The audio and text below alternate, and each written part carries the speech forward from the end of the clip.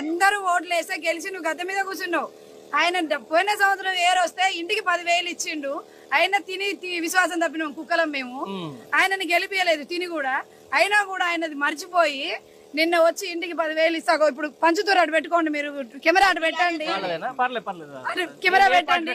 పార్టీలు కాదండి, మేము చెప్తున్నాం కదా. ఇవాళ బియ్యము సరుకులు కూరగాయలు ఆయనే పంపించిండు ఇంటికి 10,000. మేము ఆయన తిని ఆయన కోట్ వేయకున్నా ఆయన పంపించిండు. మేము నువ్వు నీ డబ్బు నువ్వు ఆయన కంటే తక్కువే ఇచ్చినావు. అయినా నీకు ఓటేసినావు, మాకు సిగ్గు లేదు కాబట్టి. అయినా నువ్వు గెలిచినావు, పండుకున్నావు. ఏంది మా పరిస్థితి? వానకు మంచిగా ఎత్తగా నిద్ర వస్తుంది, మంచిగా పడుకు డిలక్స్ రూమ్ ఉంది, నువ్వు పండుకున్నావు. నా బతుకులు ఏంది?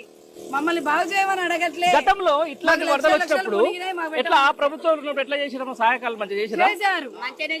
నైట్ బండ్లు పెట్టారు. పోయిన సంవత్సరం వచ్చినప్పుడు నైట్లు డీసీఎంలు పెట్టారు, బండ్లు పెట్టారు. ప్రతి ఒక్కరు వచ్చారు.